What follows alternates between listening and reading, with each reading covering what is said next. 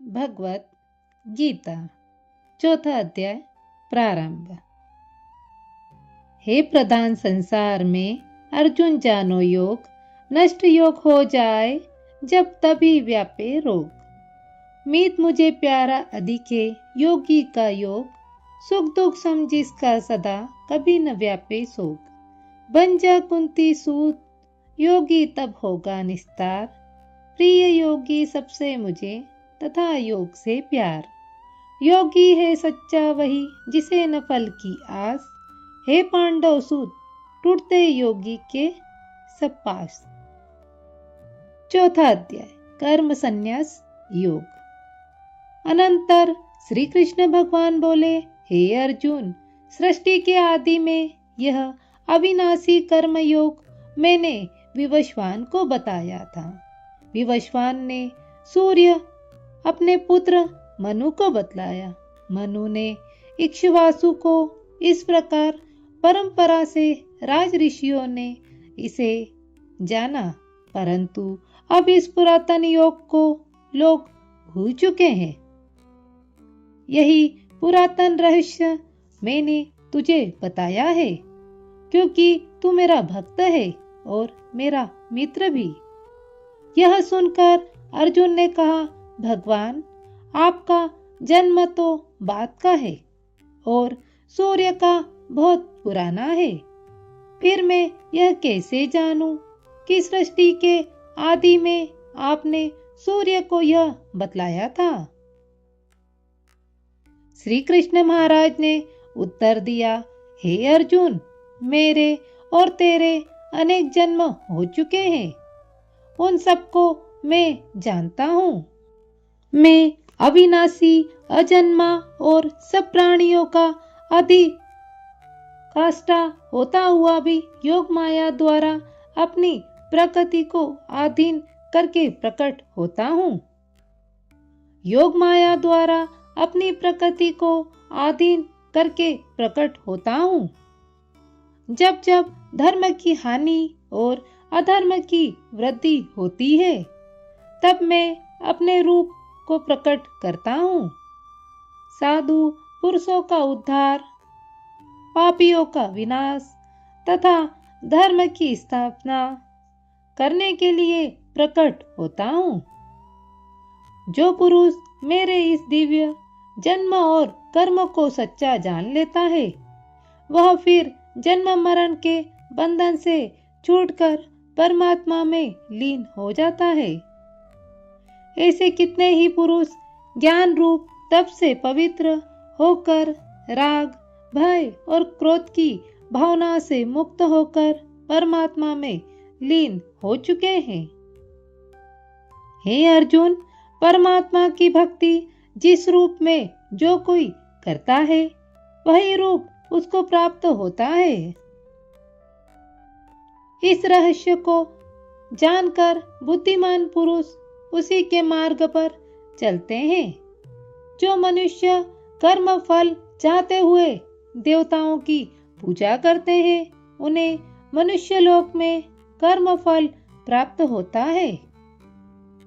गुण और कर्मों के बंटवारे से ब्राह्मण, क्षत्रिय, वैश्य, शूद्र की रचना को भी अविनाशी, अकर्ता परमात्मा की रचना समझ। जो यह जानता है कि परमात्मा को कर्म फल की इच्छा नहीं है, उसे कर्मों का लेप नहीं होता, वह पुरुष भी कर्मों से अधिक बनता, यह समझकर पहले ही पूर्वजों ने कर्म किए हैं। इसलिए तू भी पूर्वजों द्वारा सदा किए हुए कर्मों को उसी प्रकार कर। कर्तव्य क्या है, क्या नहीं है, इस विषय में विद्वान पुरुष भी चकरा जाते हैं। मैं तुझे उस कर्म को ऐसे समझा दूंगा कि तू संसार के बंधन से मुक्त हो जाएगा। कर्म की गति रहस्यमय है। कर्म का स्वरूप निषिद्ध कर्म, कुकर्म और अकर्म को भी समझ। जो पुरुष कर्म को अकर्म अर्थात अहंकार, फल कामना रहित कर्म समझता है और इसी प्रकार निष्काम कर्म अर्थात अकर्म को ही कर्म मानता है, वह बुद्धिमान योगी कर्मों को करने वाला है। हे अर्जुन, जिस व्यक्ति के सब कार्य कामना और संकल्प से रहित है, वह ज्ञान की अग्नि से जिसने सब कर्मों को झुलसा दिया है, वह पंडित है। कर्म फल की आसक्ति छोड़कर, संसार का आश्रय छोड़कर सदा परमात्मा में लिप्त और तृप्त रहने वाला पुरुष भली प्रकार कर्म करता हुआ भी कुछ नहीं करता है। फल की आशा छोड़े हुए अंतकरण और शरीर को वश में रखने वाला सब भोग सामग्री से निष्प्रह पुरुष शरीर से कर्म करता हुआ भी पापी नहीं बन पाता।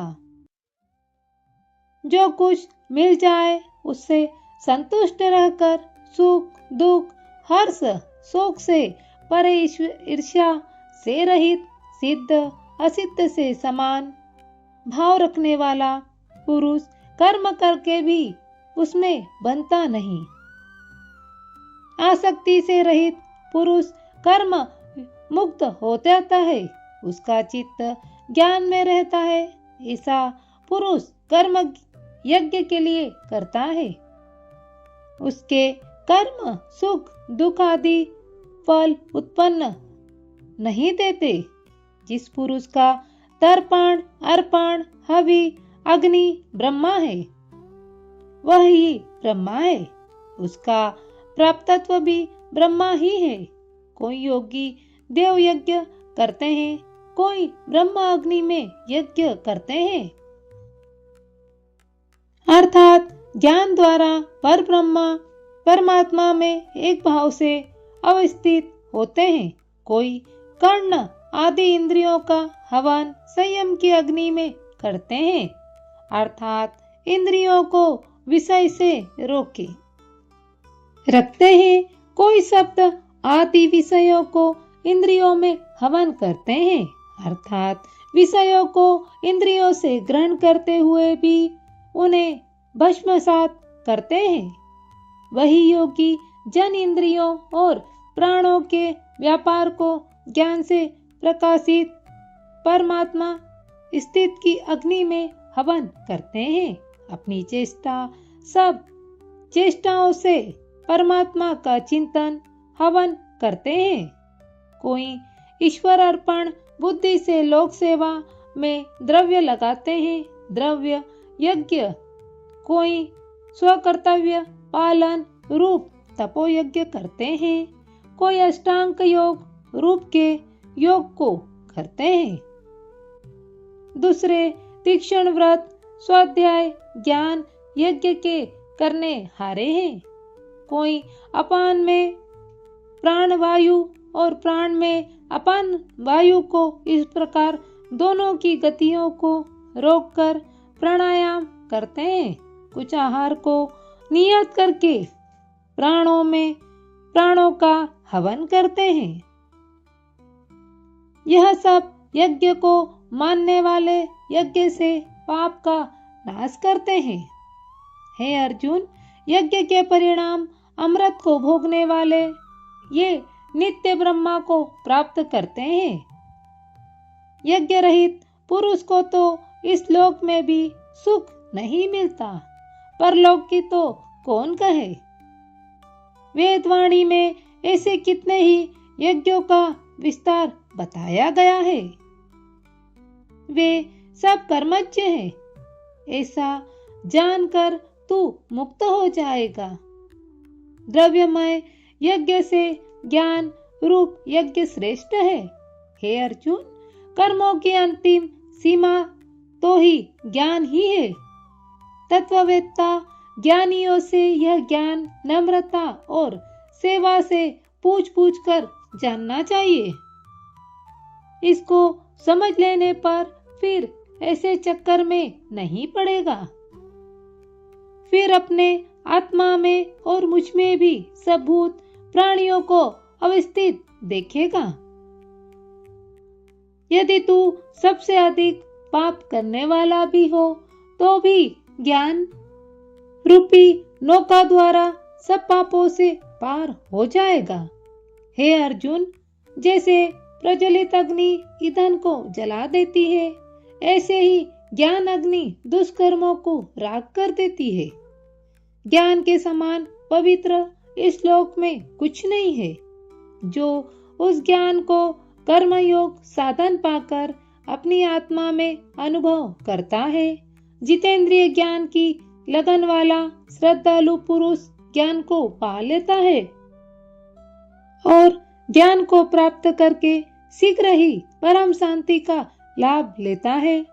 जो पुरुष अज्ञानी है, अश्रद्धालु श्रद्धालु भी नहीं है, वह डावाडोल है, इस लोक परलोक में विश्वास नहीं रखता, वह मारा मारा फिरता है।